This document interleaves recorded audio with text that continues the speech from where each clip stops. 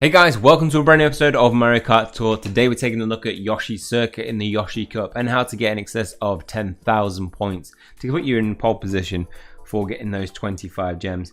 I mean, I don't know what your groups look like, but anything over 30,000, I mean, it stays like that. This is definitely not real people.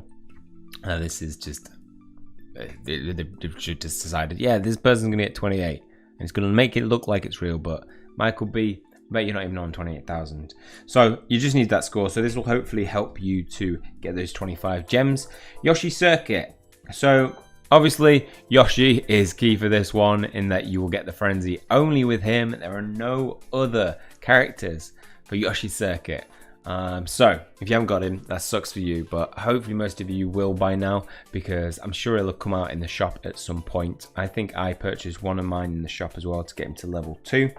Because it just increases that frenzy from 1% to 3%, which is a huge help in terms of getting frenzies in a match. Now you also have Yoshi's Egg as a special ability. Personally, I'm not a huge fan of this. It's like a red shell, so it homes in on people and then it spouts 3 items, a shell, a mushroom, and something else. But yeah, not a huge fan of it, but it can be actually really good when you get a frenzy of it and you've got loads of people in front of you, just like the Bowser's shell. But we're not going to be using that strategy of, staying behind people in the beginning. We're going to be looking at something different. In terms of kart options, you have some fairly good options from past tours. Hopefully some of us will have got some of these high-end karts. If you don't, we do have the option of the Turbo Yoshi, which I've got to level 3. I put a lot into him because I think I've just acquired a lot through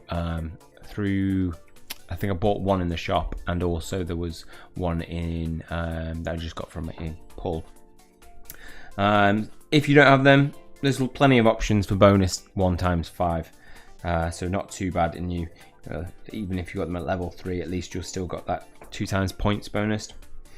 Now then, going into kart, which is probably the most important for building up good combos. This is a nice one because we've got a free common that plenty as will have, and hopefully most of us will have it at level 3, and that doesn't take too much to level these things up. I've got some tickets left over, so I'm holding on to 4.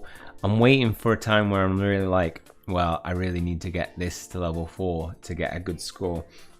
But I feel like with the level 3, yeah, it's sufficient enough. It gives us blooper plus, which increases our chances of getting a blooper. Not hugely helpful because it's not a great frenzy to get, but hey, it's some addition. If you have got the option of going for the cloud glider, lightning plus, not a great thing because most of us will be in front, and you'll want to stay in front of this because of collecting coins and not wanting other people to take them. But you might try for an early strategy of staying behind early on, and if you get that lightning before, you can get a lot of points that way. But we're going to be using the parachute. One of the risks of the parachute, though, it does mean that we only get a 5% combo time boost on top of what we already have. And when you compare it to this, you can get a 10% if it was that. If you do have the cloud glider, you're coming in at 10% from level 1.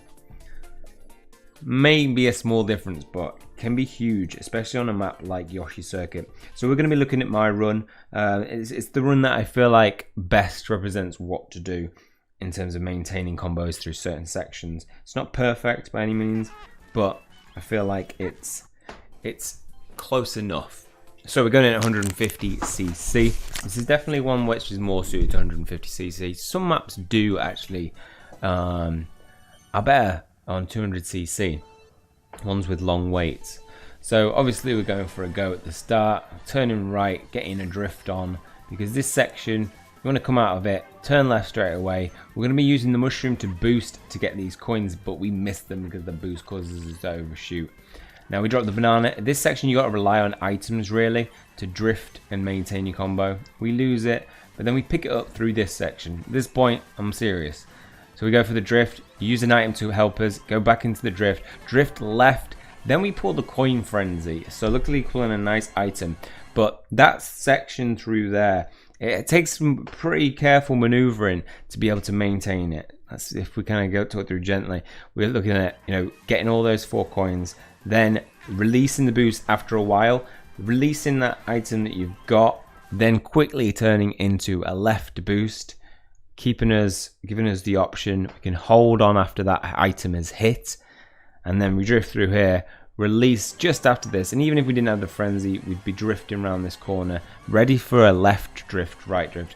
The thing is though, coming through here, I thought I could hit some of these piranha plants, which I would have been able to take out, but I chose not to. I say chose. I think I was a little bit confused of whether should I go for the piranha plants or should I go for the coins. I'd probably say it would have been better for me to go for the coins, just stick to the route that I know.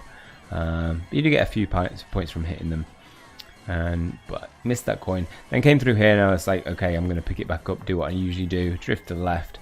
You can get those 2 coins if you hit them at the right angle. So if you try and hit and come on sideways to it and then boost out into the second one before the ramp. Coming through here, I wanted to hold my combo, and this was going to be important to use the items that I would have got. So we placed the banana. It doesn't hit, it just hits too late, but then we hit the combo and we're back on it again. So a nice left turn into these coins. You should be able to hold it long enough to get your combo with that glider, but we lose it through there. We probably should have released.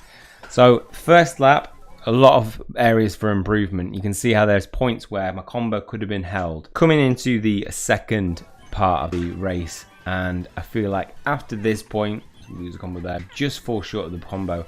This is where I really pick up. We get the banana hit, drift out, drift left, get the boost into the coins, try and hit some of them as you come round, drift out again and get that boost into these next coins, hold it, release just before those items, then boost left, boost right, and we just didn't get the boost, then we lost it. But again, kind of pulling items. Coming through here, you can just drive straight into these coins and they will help you hold your boost. Coming through here, that guy stole my coins. Come back with my coins. Stole the coins. We just needed first place though, so we needed to hit this guy, which we did. We got his coins. Take these coins, turn to the left, drift right around the corner, and pull these coins. Drop a banana. Nah, too late. But that pulls us a score of 11,000. Yes, it was heavily reliant on that frenzy. I feel like that it gave a lot of points towards my final score. But I feel that going through it, there are a lot of sections which you've really got to try and perfect. Just little instances where your combo can be lost or maintained. For me, coming through here, this is the where you should be starting your combo, and the mushroom threw me off, but usually I would try and get all those coins, come round this corner, left, and then boost quickly into those coins, which I did on the second way through. Boosting into these. This section is really important that you hold it and release just then. If you release it just too late, you will lose your combo. Coming through here, I feel like without the frenzy at that point, I feel like I was on to getting a run, because then you can drift right, then drift left, then drift right, and then come down into these coins, then drifting left to get these ones and off, and you're away into this section. That's quite hard to maintain it through there. You can see that banana just didn't hit quick enough and my drift was lost. Otherwise I would have connected that combo to this one and then I would have come through here. I don't know why I held this on, but you can release that into it, start drifting right, and then start to build your combo back up. As I say, not a perfect run, but hopefully some of these sections where I have connected will give you some insight of where's best to boost round and when to release. Coming into these ones, you can release one and you've got enough time to get to these coins, pull them all, then hold, release, and then turn left, try and get that glide on before, and then again turning right. For some reason just missed out on the glide. I don't think I drifted to the right enough that I was going to hold it. But ideally you want to come out of that section looking at this line.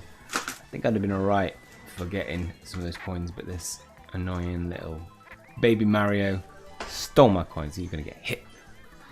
Thankfully he didn't pull his speaker right there.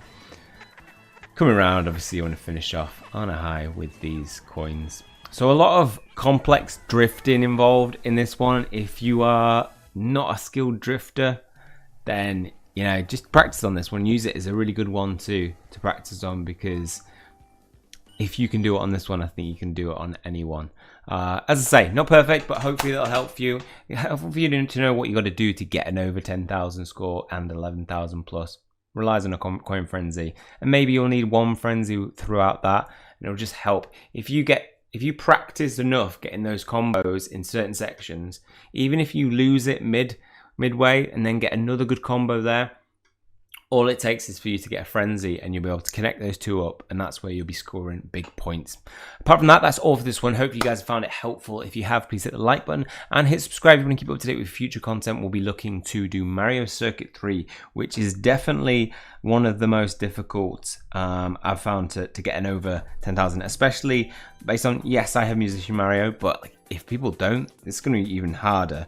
I do have a high-end Kart to be able to take this down, but that Tricolor and the Full Flight from the Tokyo Tour, missing them, and that combo is hard to maintain without that big combo time boost. Let me know what your scores are for Yoshi Circuit. I feel like that is one that can get higher than 11,000. I've seen a few people get higher than that, but let me know down below what you scored, and hopefully some of those tips helped. Apart from that, that's all for this one, and I will see you next time.